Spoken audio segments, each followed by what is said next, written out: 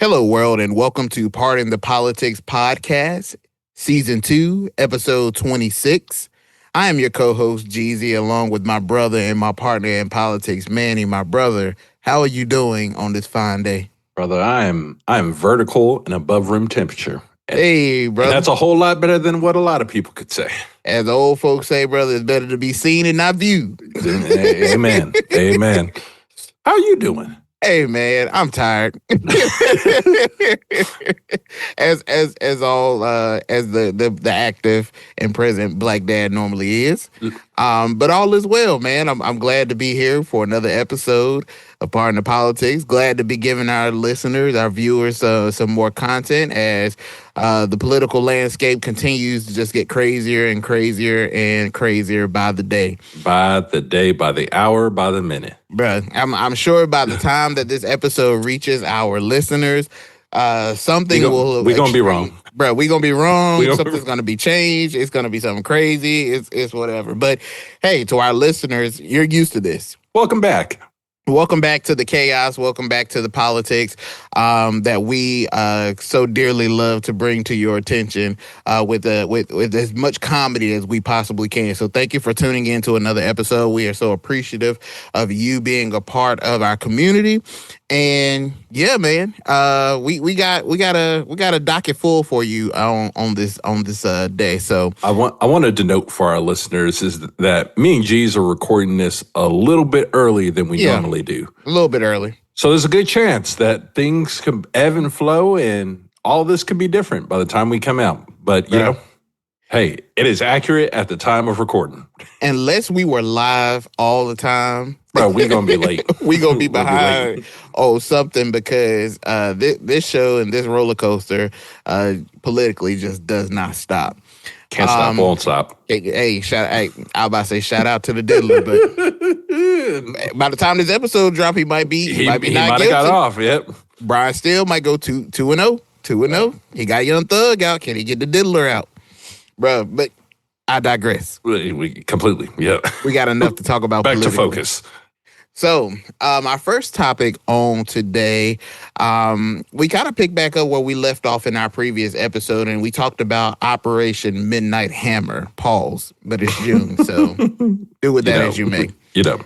But there's been a lot of talk, and there's been a lot of heat around Operation Midnight Hammer. So if you have not, or if you're not aware and have not looked at our list to our previous episode, on the 22nd, the U.S. sent B-2 stealth bombers to drop about 14 massive penetrating bunker busters. That sounds like such a pause. On Iran's 3 nuclear sites. And they were supported by some submarine launch Tomahawks.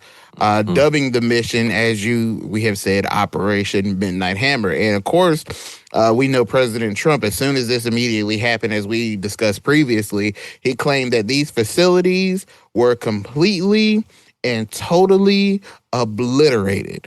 But brother, guess what? Somebody told a lie one day. Someone told a lie. Somebody told a lie. Bruh, somebody told a lie. And of course, as always, that we have seen when details start coming out, guess what happened, brother? What happened? You know what happened. It was a leak.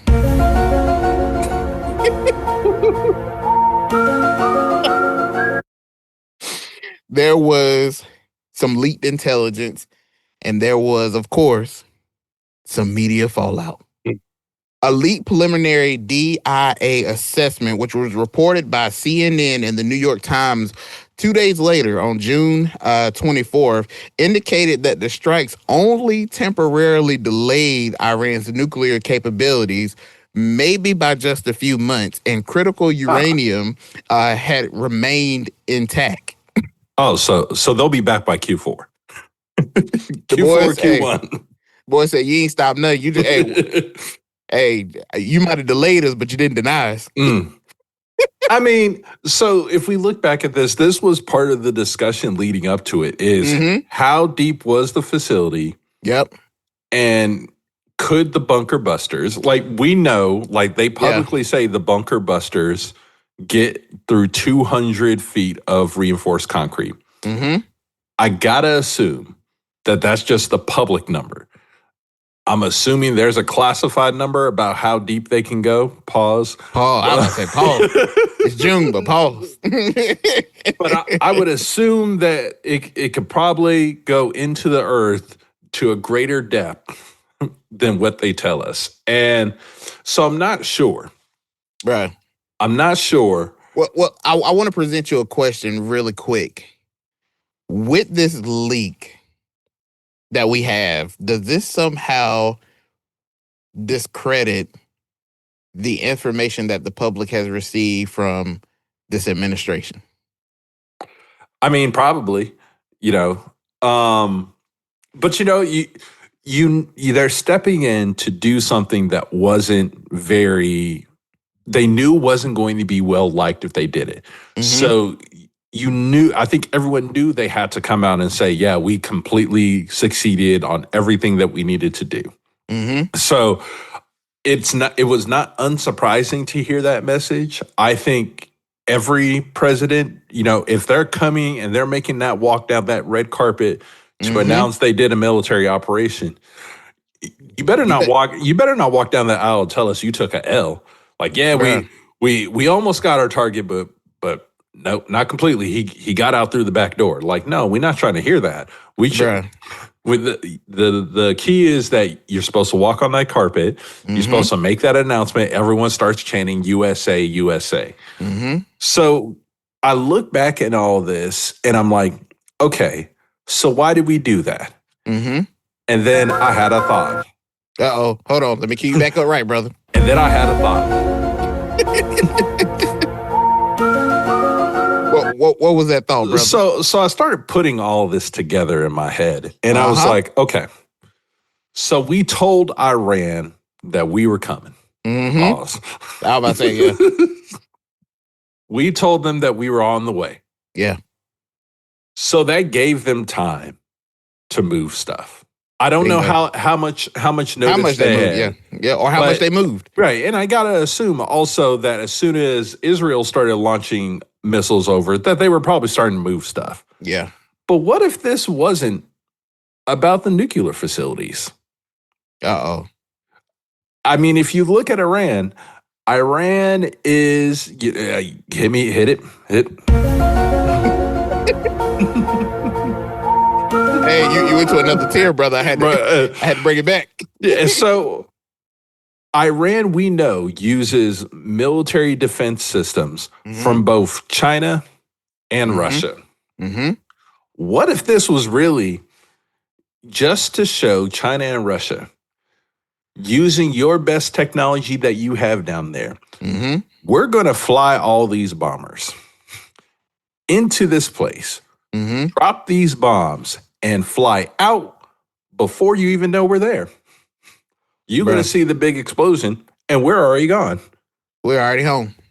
Because you saw real quickly after this, like before damage assessments, where people were like, oh yeah, let's chill this out. Let's calm down. Let's get some peace going. Yeah. So I wonder, like, was this really about did we get to the peace deal? We're getting ready to talk about that. Did we get there as fast as we did? Because all of a sudden they're like, how'd they do that? How'd they do that? And we not know. We ain't see them. They just came in and left. You told me you was on the way. Bro, that's like you waiting on a package to come and you like, oh yeah, it's supposed to be here between 4 and 8.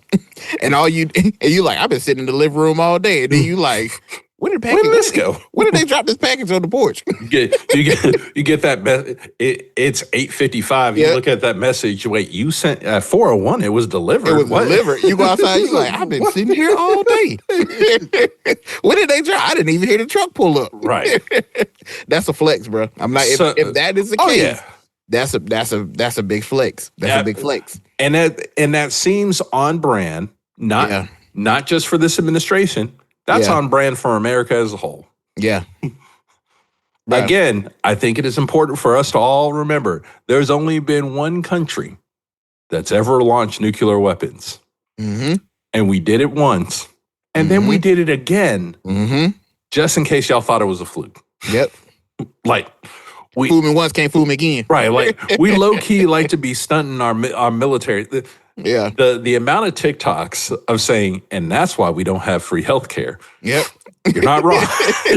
You're not wrong. One of them stealth bombers over $2 billion. Yeah.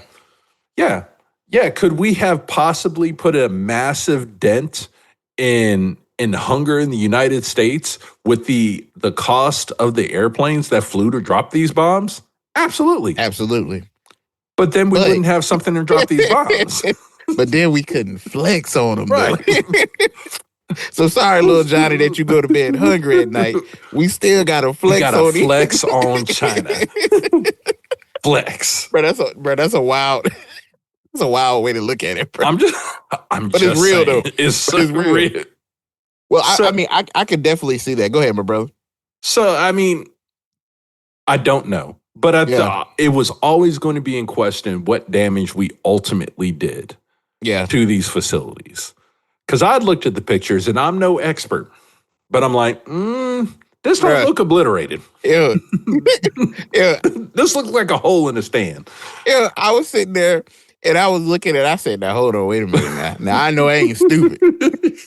Bro, I'm sitting here flicking back and forth like, I know. Before, after, that just looks more dusty. Like, I don't know. The road still, bro, I was like, hold on, wait a minute. Like, I had to put them side, but like, do I need to go to the library and print these out and like paste them on the wall? Let me get what's the joint we used to have when we was in school? A projector. Stop. Oh yes, the overhead projector. Overhead projector with a little piece of it. Let me put the original and then put the new one on top of it so I can see the difference. I couldn't see any damage except for, and they kept saying, it's the holes. You got to look at the holes. And I was like, but like, this is still not what I expected. Here's what I expected. When I heard about these bombs being dropped, I thought they were going to drop one and then drop another one right on top of that one. Bruh. And then another one on top of that one. Bruh. And then in my math, that at least gets you about 500-600 feet. Bingo. Like, this was not what I expected, but of course, with the leak that came out by CNN, you know Donnie, you know how he get anytime that you challenge anything, he say his feelings get hurt. So this leak that came out, which I might add, it's early. Right? Can we admit that it's hard to assess the damage that is taking place because it's a little early. 2 days later, which I thought that President Trump saying the day like that, like within moments after it happened, saying that, oh, it was complete obliteration. It's like, how you know? It's not like this thing was like above ground and you saw it like, there it goes. You're talking about penetrating something, Pauls, that is so far underground. How do you know? And I'm going to be real with you. Iran silence is telling me a lot. Right. The way their social media had been going, I definitely would have had a scientist sitting in a chair in the facility, like with a peace sign up, like, peace up, A-Town down. A little dusty, but ain't nothing that a broom can't fix. Bro, I would have. Well, and then going back to my conspiracy, then we look at the response. Yeah. Because I think we all knew Iran had to pop off. Like, you just can't come up in my spot and me not do anything. Yeah. So I'd literally, in the group chat, I'd send out to all the guys, I'm just like, I would bet money that Iran is about to fire at the closest military base that they can find. And these things are going to hit the equivalency of blank grass in about 3. And I'm like, and I would be shocked if they didn't tell us before. What was it, like 2 hours later? Mm-hmm. Here come the strikes, all shot out the air, right over at Qatar, is right across the strait from them. Mm-hmm. Shot them all out the air, and then come to find out they had called Qatar saying, hey, we're firing missiles at this U.S. base, just so y'all know. Which I don't like that. I don't like all this calling. But you know what? They were trying not to, they're like, look, man, we had to put on for our people, man. Bruh, you got to put on for the city. Because they came out and said, yeah, we fired as many missiles as they dropped bombs. Sir, you fired these measly missiles. You Bro. said the C Squad. Right. Brother, you said you were going to be playing the Oklahoma City Thunder, and you sent the Pitt Community College basketball squad, not even basketball, the intramural squad. Yep, the club team. So like, yeah, we responded with strength, sir. But you knew what you were doing if you called. I mean, I get Yeah. that you were doing the same courtesy they gave you, but it definitely won't the same flip. I don't even think it was the same courtesy. I think this is like, hey, we have to respond because if not, our people are going to be wilding. Yeah. So we're going to shoot at nothing. We want y'all to know, shoot them out the sky. Yeah. Shoot them out the sky. And they were trying to get off the ramp. They're like, hey, okay, let's chill. Let's chill. Because y'all were just able to fly here and bomb us, and we had no idea it happened till we heard the boom. I will say this, because, you know, there's still assessment on the damages that are being done. Mm-hmm. I believe Congress has just started getting briefings on what Friday. Yep. Yeah. And that seems to kind of still be maybe not as foolproof. Complete. I'll go complete. Go complete. I'll give them benefit of the doubt saying complete. They don't have the complete details or briefing of how this took place. I'm gonna be weak if, like, come November, we got a situation where Iran having these nuclear missiles again, bro. Like I said, they back in business by Q4. If they back in business by Q4, bro, I'm gonna be weak, and I'm gonna tell you why I feel like they are. I think that, one, that's why there's a rush for peace. Yeah, there's a rush for peace. Hey, before this get out of hand, let's get back to the table. Let's get back to the table. Let's get a deal done. And I'll make another prediction right here on the pod. Okay, that whatever deal they're getting ready to sign is going to look a whole lot like the Obama deal that he had originally. What? Is this a Spider-Man meme where he's pointing at himself? Like, yep. This looks real familiar. Which would be wild. On brand. On brand, but wild, because the amount of money, that taxpayer dollars that was wasted, and the casualties that took place, all because you wanted to sign a deal that had your name on it and not Obama's, is absolutely nuts. Do you remember the quote from the Joker? It's not about money, bruh. It's about proving a point. but that's a whole nother rant I can go on about how they be playing with people's lives. Like, we just, like, it's Call of Duty and we can just revive at any point. It's fine. Man. Ain't nothing to worry about. We can revive and our loot will be back somewhat decent of what it was before we died and parachuted back in. Yep. But anyway, head to the gulag. But I have a feeling that a deal, and I low key kind of want Iran to be kind of like, I don't know if I want to do a deal, because I wanted to come out that they really didn't hit the way that they did, and I believe that they didn't, because on the 26th, you know, the Pete Hegseth, brother PH, he came out and had a press briefing, and I remember I hit in the group chat and I told Manny, I said, anytime that you got to come out and prove what you did, 9 times out of 10, you didn't do what you said you did. If you have to walk around and declare how great you are, you ain't that great, bro. You ain't that great. You're not that great. So he came out, and of course, with this league, they have been firing at CNN and the New York Times, even calling the person who leaked this a lowlife, and that this leak is flat out wrong. But then in this, he denounced this by exaggerating that it was a low confidence DIA report. But then he went through, and this is what got me. He had a video. He pulled out. He did like how we did back in elementary and middle school when the teacher came around the corner and she wheeled in that TV in the classroom. You knew what time it was. ACC championship. Yeah, bro. They wheeled in the TV, and what he did is he put on a video that walked through how the bunker buster bombs worked and their target mechanics, emphasizing precision, penetration, pause, and obscuring the location of victims and sources. And when I seen them pull out the video and explain to the American people how this bomb works, which undeniably was supposed to prove that what they said was true, I said, man, them jokers ain't Y'all doing lost. they said it. Y'all lost. You ain't, because in my mind, I'm thinking, man, and correct me if I'm wrong now, but what do you have to prove?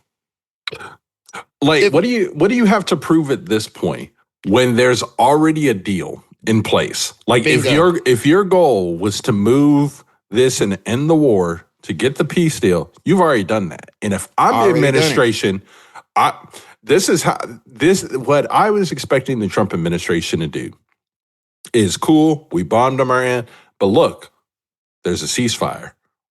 We're edging towards peace. Bingo. Israel and I would have pivoted. So I thought it was an incredibly weird flex for them to be Very like, weird. hey, y'all. Yeah, we really did it. Yeah, sir, it's okay. It's almost like they're trying to cover up the real reason they did it. Bro, when I seen it and they showed the video footage of it, you know what it looked like to me? What did it look like? That fake moon landing. I digress. When I seen the camera and they showed the bomb penetrating through some concrete and continuing to go in the ground, I said, nah, I ain't now. You said, hold up now. Now who set that camera up now? And what camera sustained that? What is it? 33,000 pound bomb just passing by, recording in 4K. Okay. You said from the producers, bro. For the producers of Apollo 7. comes you bunker penetrating bunker buster missiles. Like, bro, bro, stop playing with me. As soon as I seen that joint, I was like, bro, come on now. Now the camera angle they had me at first, I was like, all right. Now first they had it dropping down, but then they had a tunnel. And I'm like, well, of course, obviously, it's going to penetrate through the top of the tunnel, and then you're going to see the explosion come out of the tunnel. But when they showed the camera angle of a camera right there watching it come through the top of the concrete and continuing to go on the ground, I said, okay, yeah, no. Y'all think I'm stupid. But okay. You said I was born at night. It wasn't last night, though. But it won't last night, brother. So I'm like, okay, the fact that you have to go to the extent, and then, of course, you know how drunk Pete Hegseth get. He started getting up there and he get hot and he get mad and bothered and pissed off. And I'm like, if y'all did what you said, why do y'all feel like y'all keep having to defend it? I don't understand that. If I ended up doing something and I said, hey, I did this, the results will speak for itself. When Iran does not have any nuclear capabilities from here until the end of this administration, that is proof of the success of what you did. Why do you got to come out with press briefings and showing me a video that looked like it was created by AI and all these things to try to prove what you said you did? If you did what you said you did, then come September, October, November, Iran, we ain't gonna have no conversation about them having any uranium enrichments or any of that nature. But again, if the goal ultimately was to end the war, I'm talking about that. Let's talk about this ceasefire. Why waste your time? If you're saying that this report came from a low-life loser, then why are you wasting time on a low-life loser? I'm not understanding that. Why? So is it that you just have this obsession with being right, or is this low-life loser right? And it seems like from the briefings that the Congress is getting that isn't complete and clear, there may be some validity into it. And I remember, but I know we talked about it in episodes a long time ago. A lot of times when CNN be dropping stuff, I don't know who's on the investigative team and who got these connections to the leak, but CNN don't be wrong, bro. It's got to be vetted. They have been very, very credible, and when they bring these details, they are sure that they have the right information. So, and the way that they're defending it, I gotta feel, brother, maybe it didn't happen. Somebody told a lie, as Brother King told us. Somebody told a lie today. One day, bro. So I just, with all of that being said, and you look at the optics of it all. Does this raise concern about what is truth versus the optics in national security? Let's be honest. Mm-hmm. The U.S. government is never going to tell us the full truth on anything. And you know what? I don't think we should all know the full truth on some things. No. We can't handle it. No, we can't handle the truth. We cannot handle the truth. I agree. So it's probably best. But if you know your public can't handle the truth, don't keep coming out and doing things that make us keep questioning it. Y'all got to keep it moving. Or that one person that's sitting there in the class that raised their hand and say, that's not true. That's not true. Y'all keep giving time for people to argue with y'all. Yep. Y'all should have said it and said, oh, look, okay, the reporter asked the question. Yeah, we're not talking about things in the past. We're looking on to the future. And right now, the future is an Iran and Israel that is no longer at war with each other. You know, we're working on the Yep. Pivot. Bruh. Pivot. Put your hat on that. Because not on this. That would have been a hell of a thing to be hanging your hat on. Which I think that the administration has been trying, that was the path they were taking before they got hit with this curveball of the leak. Because I think that's why they were they were pushing it so forward and making this sound like a war, calling it the 12-day war, to try to have that success of there was a war and we ended it. There was I believe that is factual. There was, in fact, a war between two countries. I like my wars to be a little longer than 12 days, bro. Well, there have been 6-day wars. Like there have been other wars. That's a disagreement. That's fair. That's fair. But I'm like, there was an opportunity for the administration to just take a win. Yep. And keep it moving. And they couldn't do it. Couldn't do it.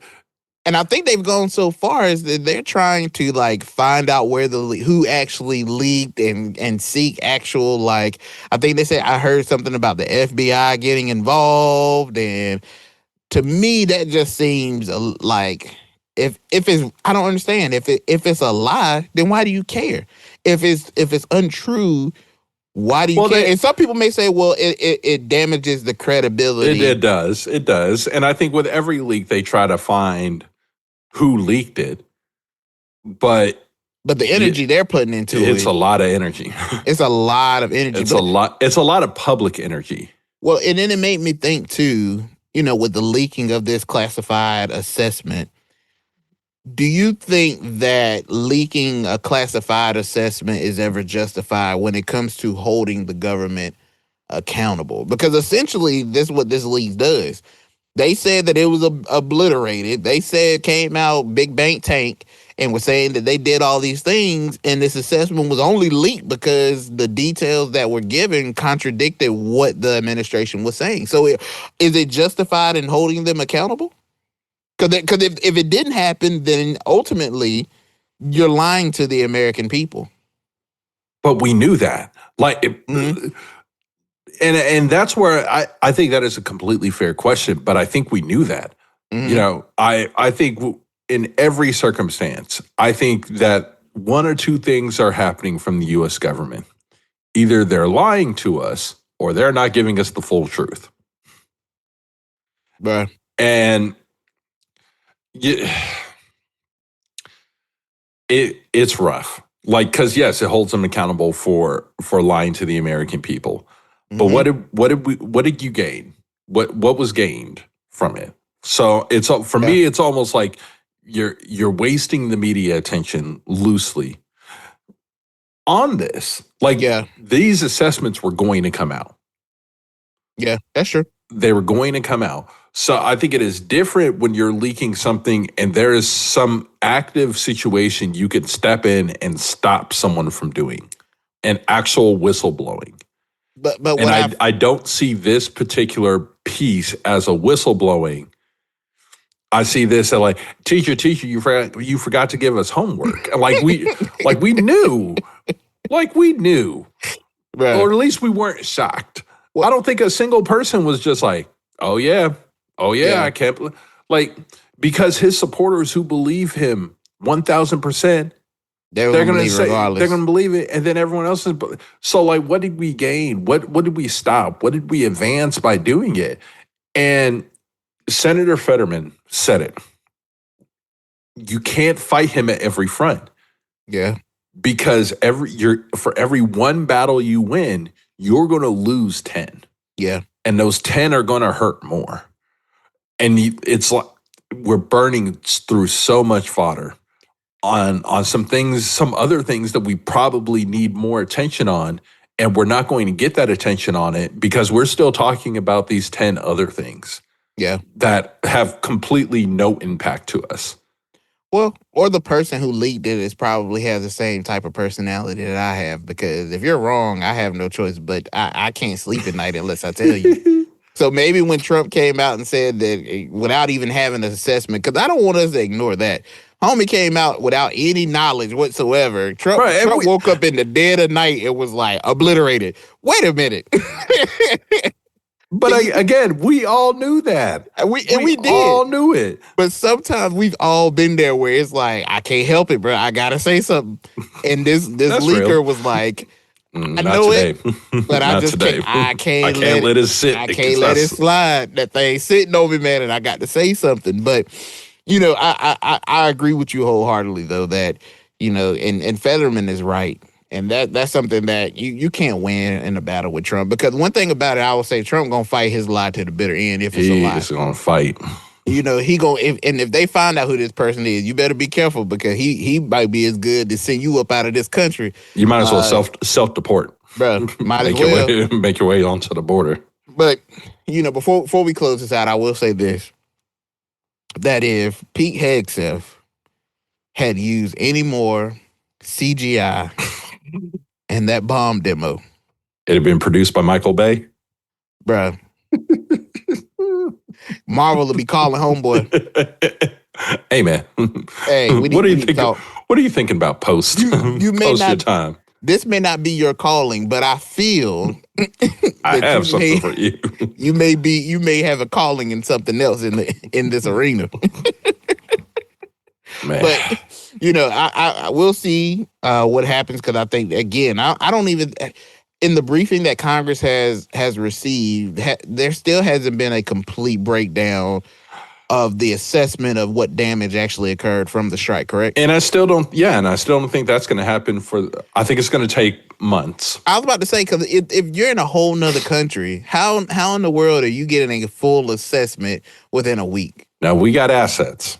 I mean, we do. We got assets, so I'm not doubting our ability to do it. It's just going to take a little bit. It's going to take a little bit. Because it's not like we set up tents outside of the facility and we working day in and day out to get an assessment on the damage. Here's the thing. On Friday, it was noted that they had seen activity at the forehand site where it looks like they're starting to clean up. Bro, homies went back. Bro, they're like, homies went back to work. And I think one of the reporters asked Hegg said that, and he went off. Like, bro, they're like, bro, we already seeing, like, they got a nice little long weekend. Mm-hmm. Extended vacation. And they back to work. So if you telling me that this happened, it don't look like it happened, because if that's the case and you did all this obliteration, you ain't got just some workers that's sitting there cleaning up. There is no workers to clean up. We gonna have to regroup and revamp. And like, if I'm Israel, mm-hmm. and I'm Big Netty, and I want that Big Netty energy. Mm-hmm. After Trump told me that they dropped bombs, guess what? I'm hitting that place at least 10, 15 other times just for unnecessary points. Just to be sure, bro. Oh, you opened you opened the ground up a little bit. Here we go. Here we go. Bro, I was about to say something. Glad I caught myself. But there was P, and I think that is the one piece that we are slightly, missing. They did get a peace deal. Okay. That looked kind of shaky, and we just didn't know, bro. But yeah, well, I think we'll hit that in our next segment. But yeah, I mean, we'll know in a couple weeks.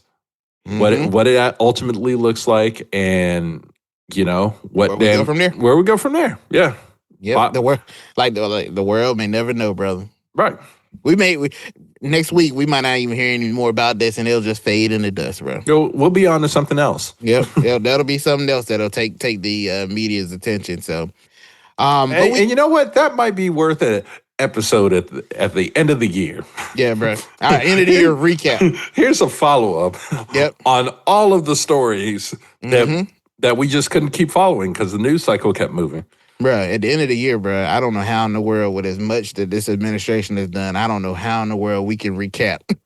Bro, it might be a 4.5 hour episode. So do you remember BET used to do that Notarized 100 on New Year's Eve, where it was just like, here are the top 100 videos for whatever year it was. That's what it's going to be. We're going to have to drop it the entire, we're going to have to come in, do a segment, talk about the news of the day, and spend the next 30 minutes. Here's number 100 through 90. Bruh. And do that for weeks. Insane, bro. Insane, bro. Well, that wasn't the only action that we got on this past week. Trump, he was at NATO, bro. The NATO summit happened on the 24th and the 25th. And bro. Right. And it got on and popping almost immediately. Yo.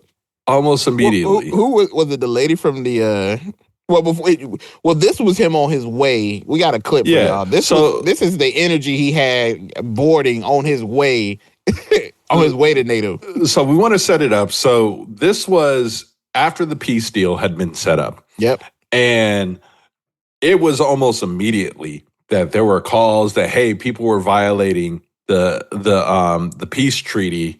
And Trump's walking to Marine One and had this to say about Iran and Israel. Israel, as soon as we made the deal, they came out and they dropped a load of bombs, the likes of which I've never seen before. The biggest load that we've seen. I'm not happy with Israel. You know, when I say, okay, now you have 12 hours, you don't go out in the first hour and just drop everything you have on them. So I'm not happy with them. I'm not happy with Iran either. But I'm really unhappy if Israel's going out this morning because of one rocket that didn't land, that was shot, perhaps by mistake, that didn't land. I'm not happy about that. You know what? We basically have two countries that have been fighting so long and so hard that they don't know what the fuck they're doing. Do you understand that? Bro, the way he leaned into that joint, bro. He was pissed. He was so pissed, bro. But you know what? Here's the wild thing. After he did that, they both were like, all right, y'all, let's chill. President dropped an F-bomb and people listen, bro. So here's the question I have. You asked me questions, G's. I got a question for you. Okay. Does this make the F word a now corporately acceptable word? Ooh. I just need to know. I've heard it in corporate environments, and it's still taboo. It is. Can I just say that? Can I just say it? I'm going to say no. Because this president, this ain't normal. should not be setting the standard of what's acceptable and what's not acceptable. I'm going to say that he was not in his official capacity because he did not have a tie on. That's fair. So can you really be president? Are you really president if you got a tie on? I don't think so. That's fair. That should be I'm our gonna say he standard. said this in casual passing by asking a question. He gave his response in a casual manner. He was not in his official capacity as the president. That's fair. So from now on, if the president does not have a tie, is not in a complete acting capacity of president of the United States. So that I also would like to add that I don't believe also that when he wears the hat in random moments where he just wears these hats, which I'm going to assume is because he's having a bad hair day, that is also not him in his official presidential capacity. So if I don't have a tie, not an official capacity. And if you got a snapback on. If I got the snapback on. Yeah. So what happened? So what happens if he has a snapback and no tie? We shouldn't trust anything that he's saying, bro. He is too comfortable. He's off the clock. He is way too. We should treat it how we treated Obama wearing that tan suit. That's what we should do. That's what we should do. When he got the hat and no tie, and he ain't playing golf, we should treat it how the media treated Obama when he wore that tan suit. So if Trump is at a golf course in his golf polo and khakis on, with the hat on, with the snapback on, is he in official capacity? No. Okay. So anytime we see the hat, he is not in the official capacity. If he ain't got a tie on. So what if he has a tie and the snapback? We should be cautious. Okay. We should listen, but we should be cautious. Like, asterisk. Yeah. Those are asterisk moments. Cliff notes. Okay. So that was when he was on his way to the NATO summit. And then it got a little bit more interesting because he sat down with with the NATO general, the NATO chief, for a further conversation. And then we had this moment. Oh, Jesus. On the American president. They fight like hell. You can't stop them. Let them fight for about 2-3 minutes. Then it's easy to stop them. And then Daddy has to sometimes use strong language. He called you Daddy earlier. Do you regard your NATO allies as kind of children? No, he likes me. I think he likes me. If he doesn't, I'll let you know. I'll come back and I'll hit him hard, okay? No. He did it very affectionate. Daddy, you're my daddy. Rudy, also... Bro, first off, Rubio, bro, couldn't keep himself together, man. But also, like, you referred to that man as daddy, and he said it just so casually, bro. Not there, and like, it was gleeful calling this man daddy, and Trump was about beside himself when he heard that. Oh, bro, you know he loved flattery now. You know he heard that, he was like, oh, say it again. Take that. And like, I feel for Rubio because he was standing there and he was like, what is happening here? Bro. I got to think at least 3 times a day, Rubio looks up and he's like, how did he become president? Bro, I imagine that Rubio has a moment like R. Kelly had in... Trapped in the closet? Nah. Or during Same Girl. No, I was going to say I wish when he had that breakdown when he was looking at his mom in heaven. And she said, oh, Robert, Mom, I'm trying. What does it profit a man to gain the whole world and lose it? Oh, Mom, I'm trying. I feel like that's Rubio. Bruh, at all times. And I'm like, bro, his moral compass has to be so janky that it's just like it's about as bad as a Rolex with a bad battery in it, bro. It's just terrible. So we get to the NATO summit, and the NATO summit was interesting. Mm-hmm. I'll say it as interesting, because here's what I wasn't expecting. Mm-hmm. We all know how Trump has felt about NATO. Oh yeah, and I think his official declaration is he's like, I stand with Article 5. If I didn't stand with it, I wouldn't be here. Mm-hmm. And for those of you who aren't aware, Article 5 of NATO is equal defense of everybody. So attack on one is an attack on all. Yeah. And he had always called that into a question. Yep. And, you know, Mark Rutte, the Secretary General of NATO, said that President Trump brought clarity to a core principle. And I was like, I didn't think that principle needed clarity, but apparently it did. Yeah.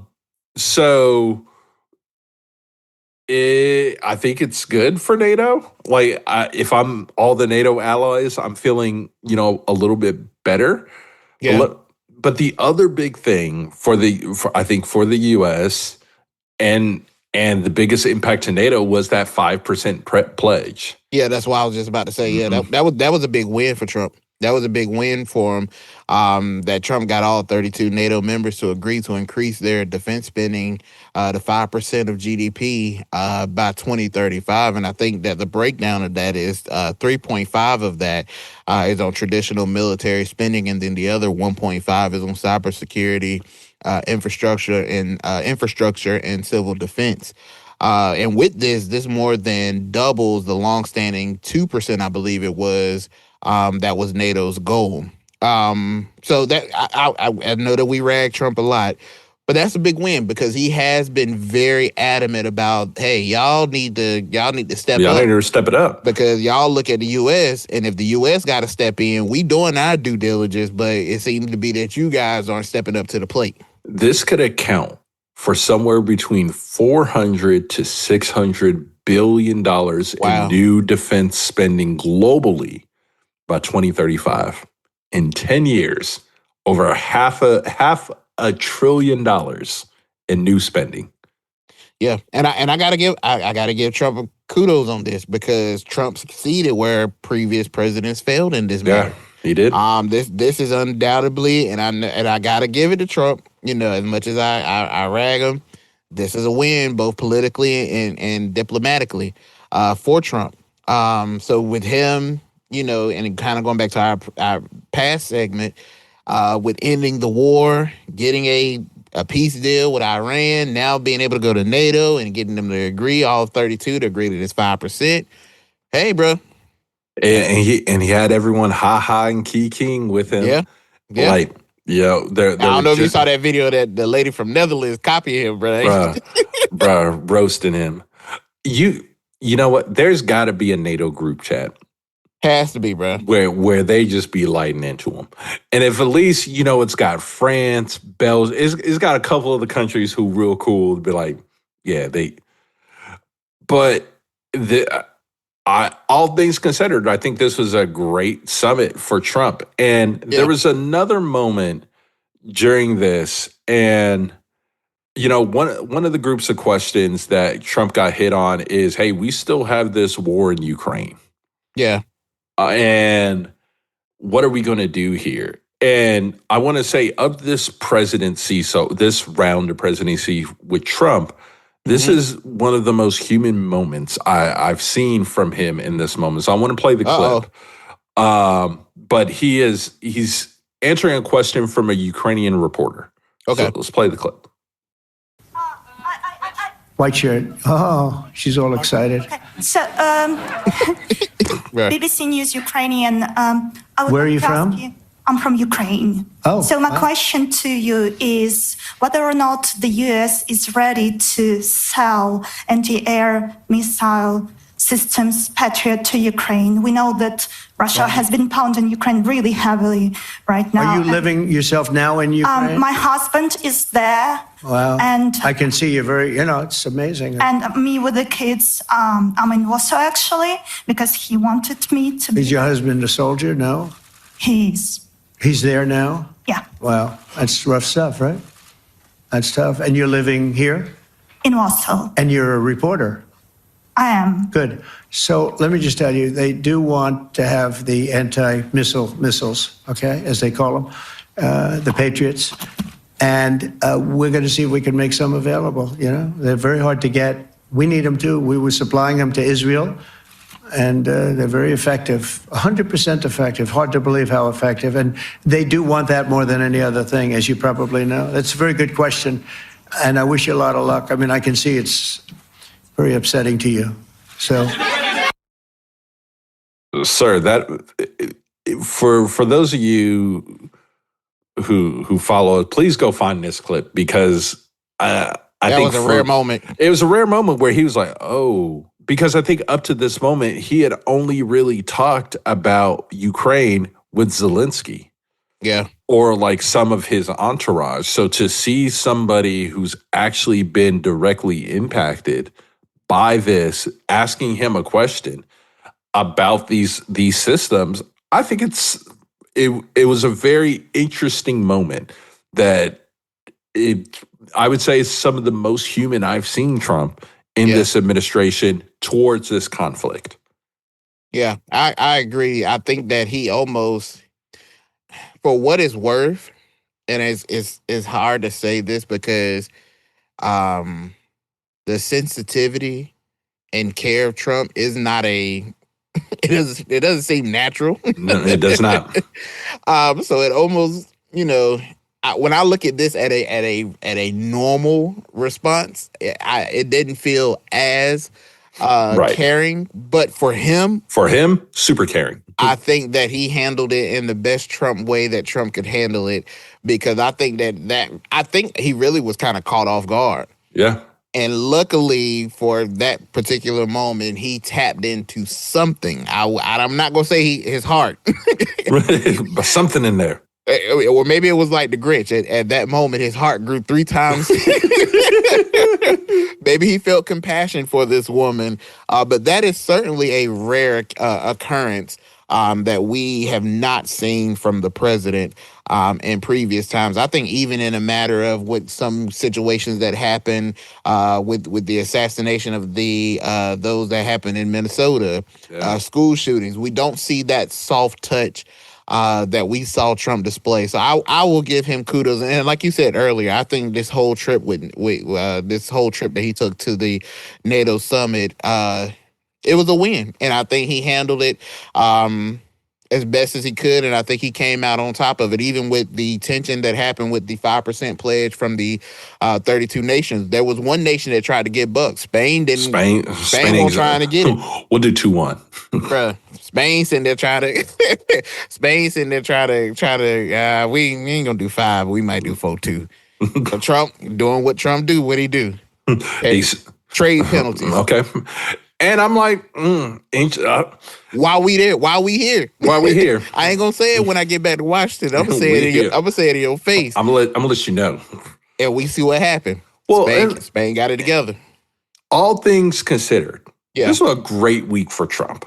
I agree. Like, the military campaign went off without a hitch outside this whole obliterated thing, but you know, they got Iran and Israel to a peace deal. Yeah. It came out, I believe, while he was still at the summit, that Israel agreed to end the war in Gaza in 2 weeks. Mm-hmm. So that's wrapping up. And I'm like, if he would have been able to somehow get a Ukrainian-Russian deal, peace deal, he would have pulled off the trifecta and and would have arguably had one of the best presidential weeks in history. I agree. I got to give it to him. But I am, which I hope those things happen. Let me say that. I hope these things 100% clear. Yeah. But I think that to his, what may be an issue for him is once globally things have calmed down, because right now you have about 5 spotlights going on. Right. When you nail that down to 1, and we've already seen the tension domestically, and then I know we'll talk about it a little bit later on, not in great detail, but we've seen some of the rulings that are going out this past week. Yep. Domestically, is he more in a bind? Is he more in a pickle than where he has been globally? Well, that's not what we're talking about this week. Mm-hmm. There's been almost zero media coverage dealing with the protests and the immigration efforts. Like, and real quiet. But after everything else goes quiet, and all people got let's back here on the home front. We still got Kilmeyer Brigo, who's still on his way to jail. They released the other gentleman. Yeah. So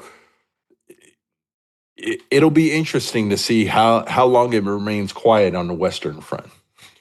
Man, only time will surely tell, brother. Mm-hmm. So good win for Trump, man. Yeah. Good for you, Trump. I know we rag you a lot, man. I don't want you to think that.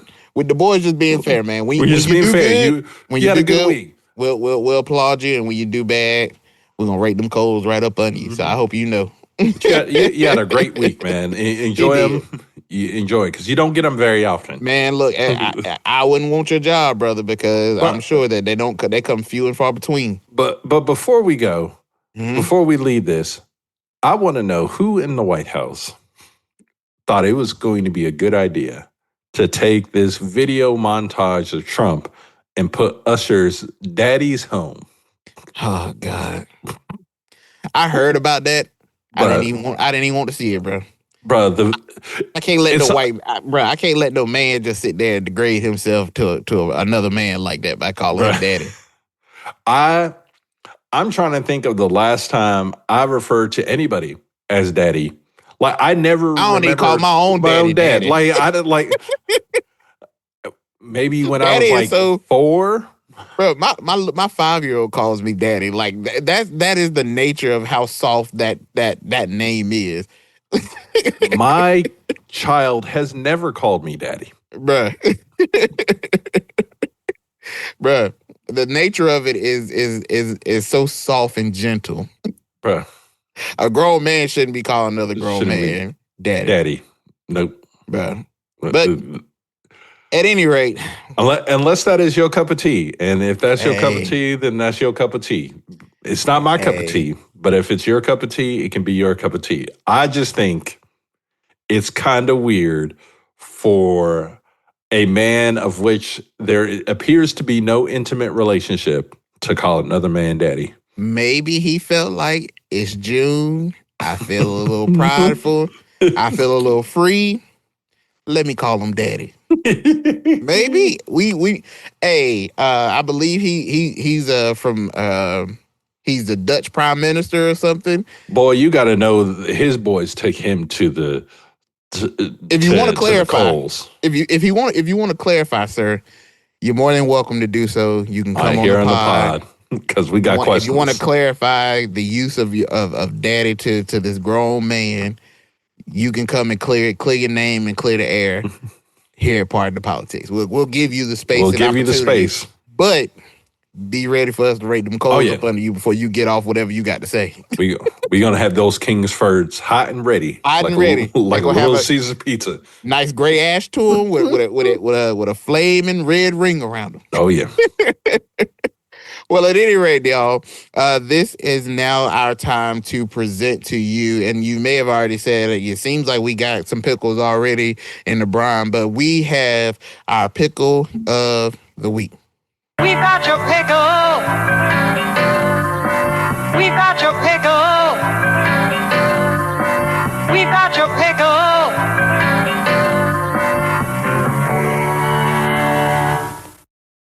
All right, y'all. Our pickle of the week. I'm going to keep it simple. Who's in the brine?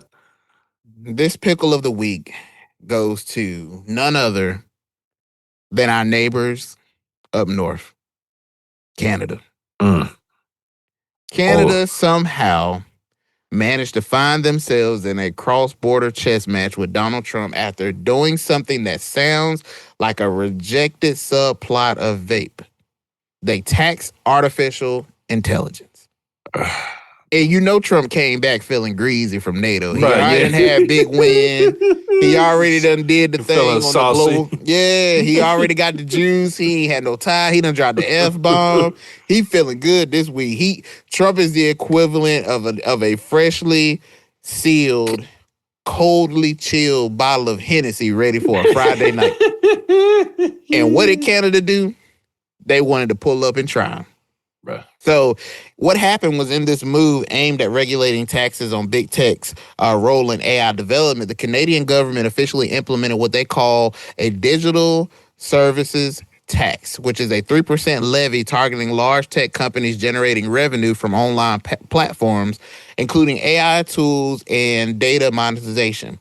And this came despite the opposition from the U.S. Trump told them, like, all right, y'all, like, chill out. Try Jesus, don't try me. Don't try me. And really, this came because he had previously warned that such a tax would be seen as discriminatory and aimed at American companies like Google, Amazon, and OpenAI. Well, that is 100% who this is aimed at. Exactly. So, of course, you know, Trump feeling greasy, coming back feeling good. He responded immediately. Now, at the time of this recording, Trump, in classic fashion, did not hold back. Just hours after the announcement, he had initiated, guess what? A retaliatory tariff package. Gonna clap back. I gotta think that somewhere in the Oval Office, there's a button. When someone does something that he hits his button and Ja Rule's clapback starts playing. Bruh, he keep them tariffs in his pocket, boy, bruh, like he walk around with the big joker. Bruh. So he sent another tariff package targeting Canadian exports, and the big hit was 10% tariff on Canadian aluminum, maple syrup. Not the maple. And oddly specific, tech equipment with embedded AI chips. So now, while I want to say this, that Canada is in a pickle because they isolated themselves in this approach. The UK and the EU have been considering a similar tax, but they hadn't pulled the trigger yet. I guess Canada decided to be big tank, little tank.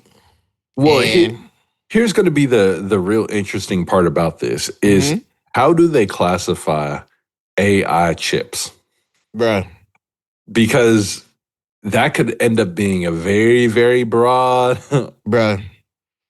This get really sticky. Because they could be taxing all microchips that are hitting their. Good luck, Canada.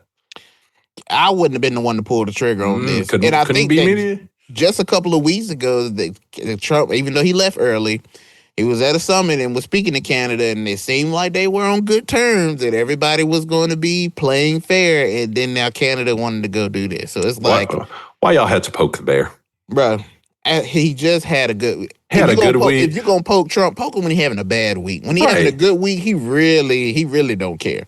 Like, that would have been the time to try to swing a deal. Like, hey, let's keep the good times rolling. Let's get a deal done. You can announce it. So with this move by Canada, was this a bold move or was this just bad timing? As I said before, there are other countries that have been thinking about this, but also it made me think of, should countries be allowed to tax AI when it uses content from their citizens? Because I think that really becomes sticky, man. Well, and here's the issue with AI and training AI in general is what data are people training them off of, and who owns that data? There have already been issues with like the New York Times and other big news outlets essentially alluding that AI models have been trained off of their data illegally or without their access and permission. So this is going to be a constant problem. And how we end up defining AI is going to be very key moving forward, especially when we talk about things. Sounds like a digital service tax, Yeah, because AI chips, okay, are you talking about chips in which a AI service can be run off of? Because that could be pretty much every electronic made since 2016. Bingo. So Canada was the first to pull the trigger, and Trump responded. Let's see, but Canada, I probably would have been the first one to pull this trigger after Big Donnie had a good week. So he had a good week, man. And for you thinking that you could do this, you in a pickle. You in a pickle. Big Don said, "Don't try me. Try Jesus, but don't try me. Don't try me, because I throw tariffs. Because I throw tariffs and curse words." So Canada, that is who is our pickle of the week. So we have reached the end of our episode, and as always, we like to give you our spotlights of the week. So my brother Manny, what is your spotlight of the week? Well, on June 27th, the Supreme Court said, hey, we wrapping this up. We'll see y'all in the fall. So, but before we go, we got some cases we want to drop some knowledge on. And I'm going to hit a couple of these really fast. These are all deserving their own discussions. And if we find some time, we'll do our own discussions on these. But you had the LGBTQ school materials opt-out. That passed with a 6-3 majority that enables parents to opt out of their children getting school materials featuring LGBTQ things without prior notice. So it's going to get real complicated with that notice part. You had the Free Speech Coalition versus Paxton, which was essentially the Texas porn age verification law. That was upheld 6-3 6-3 ruling the Texas law requiring porn sites to verify. They can continue to force sites to verify users' ages. So that came through. You have Kennedy and Braidward Management. That was the health appointment clause. Essentially, the U.S. Preventative Services Task Force members are inferior officers whose appointments align with the Constitution. So that kept that in play. But the big one I want to talk. So there was also the one around gerrymandering. They said, "Hey, we're not going to talk about this right now. That's a fall. We'll see y'all during NFL kickoff." But the big one, and a question I have for you, G's, are you familiar with the Hunger Games? A little bit, brother, a little bit. Well, I would like to announce that we finally have our announcements of our new districts. So, in the Trump versus Casa Inc., in a 6-3 ruling, this ruling essentially it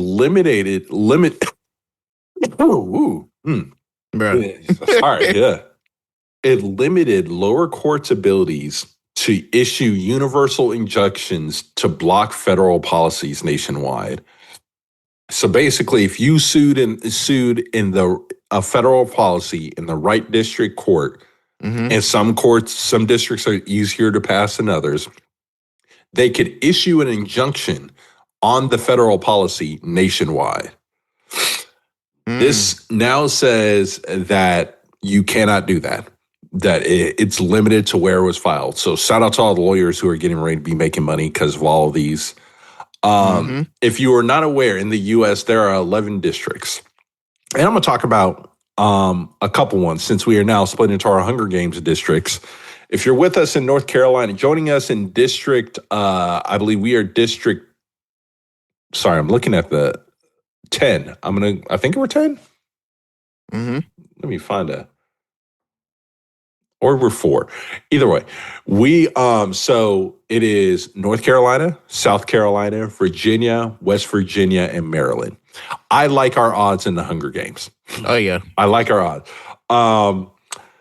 Florida, Georgia, and Alabama, that's a strong district in the Hunger Games. So we had to watch out for them. And then also Texas, Louisiana, and Mississippi. Also a strong district for the Hunger Games. So now it only applies to the district level, and that is going to be interesting when we see various laws being challenged federally. And we'll see what happens when it comes down to birthright citizenship, because I know this is what they were looking at really doing for birthright citizenship. But there is a very interesting line in this, and I want to read the line. The line says, no one disputes, and this is from the ruling in this Trump v. Casa ruling. No one disputes that the executive has a duty to follow the law, the executive being the executive branch. But the judiciary does not have unabridged authority to enforce this obligation. In fact, sometimes the law prohibits the judiciary from doing so. I'm sorry, what? So did the judiciary system just become the assistant store manager? Pretty much. Like, wait, judiciary, you are there as a check on both branches, effectively. Exactly. So you're saying that in some cases you just can't or you won't? To try to run from some of these? Nah. Bro, this is problematic. That's very problematic. It's problematic. I don't like. Yeah. Now, proponents of this specific ruling as a whole herald it as a guardrail against judicial overreach. Critics, and I'm going to agree with this, it says it risks inconsistent application of constitutional rights across jurisdictions. So we can hold up a ruling in one district and it still be completely at play in another district or on the other side of the nation. I think that's problematic, and we're going to see how this plays out. But over the next couple days, more information will be coming out about these rulings.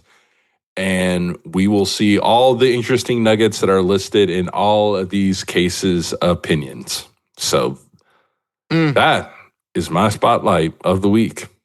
What you got for us? All right, brother. Well, there was a showdown that happened this past week. In a stunning upset, 33-year-old Democratic Socialist, I'm going to mess his name up, his first name, but I'm going to try. Zoran Madonna. Madonna? Defeated former Governor Andrew Cuomo, which bro neck to him. He get the bro neck of the week. He thought he was going to have that same redemption tour like Trump had. He thought he could run it back and it'd be all gravy. Nah, he didn't. He said the South remembers. Bruh, they definitely remember. But he won in the election that happened over this past week, and it's becoming called one of the most symbolic political rejections of the party's establishment in years.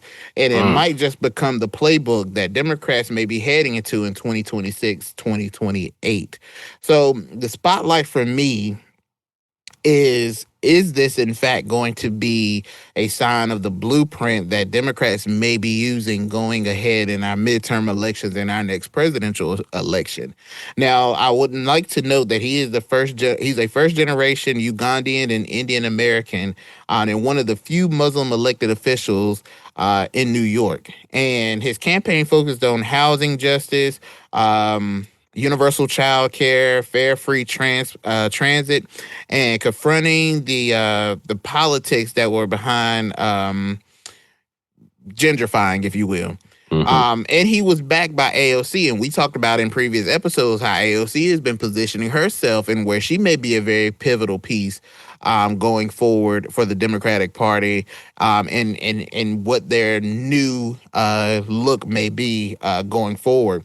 But in his win, he had a very digital first campaign where he used TikTok, Instagram Reels, and he really focused on the youth. And he leaned heavily into his authenticity, his humor, and just emotional storytelling. And he did a lot of grassroots fundraising. 94% of his donations were under $100, and he was matched by the New York's public campaign finance system, where he made big money irrelevant in that way. Yeah. And his turnout was amazing. He mobilized Muslims, South Asians, Gen Z, and young progressive voters in both Queens and New York.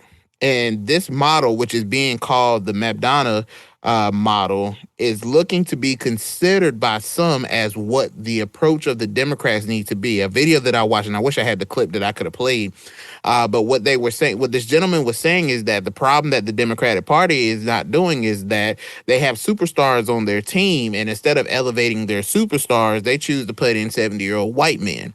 And the reference that he gave was that if on a basketball team, if you had a star player, you don't sit him on the bench. You give your star player you give him the ball. You enable that player to go forward. And oftentimes what this gentleman was saying is that the Democratic Party likes to silence the young, strong, progressive, or just powerful movement that some of these younger individuals may have, just to continue to press forward individuals that just look like the standard, the status quo.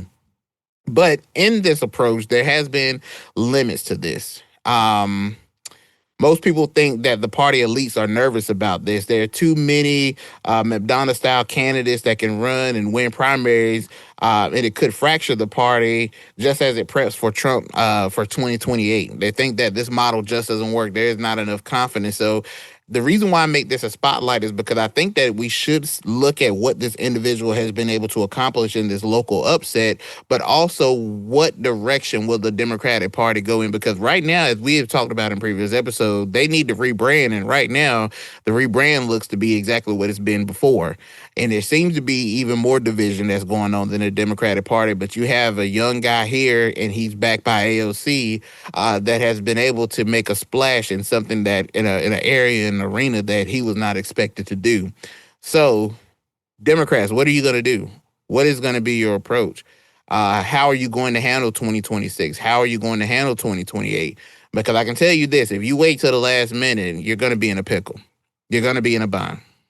So here's my thought. Okay. Primaries are great. They are. But primaries always, on both sides, run to the extreme. Agreed. So there's a difference between winning a primary and winning a general election. I completely agree. What this gentleman was able to do in Queens ain't going to work in Kansas. It's not. What he did in Queens ain't going to work in North Carolina. Yeah. So, yeah, you might be able to unseat, and it's on both sides. You may be able to unseat some incumbents in a primary, or some establishment people in a primary, but can that person go on to win a general election where you have to moderate? Yeah. And that will be the biggest test. Now, he is running against Eric Adams. Bruh. And I'm ready. I'm ready for that, bro. Bruh.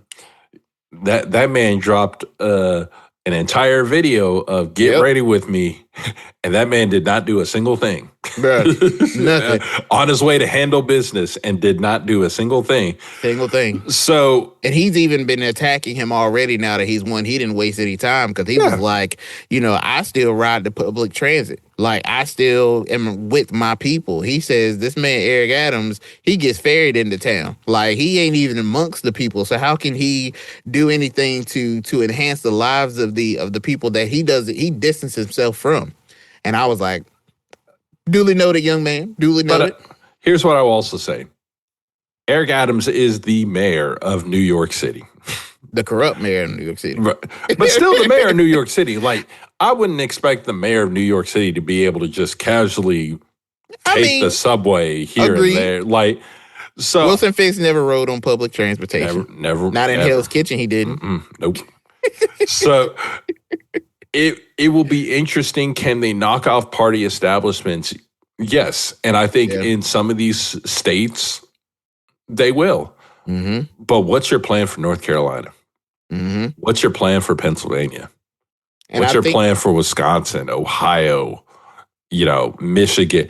What is your plan? Because one of the biggest concerns, if you run too far to the left, you'll lose swing states. You're going to lose them.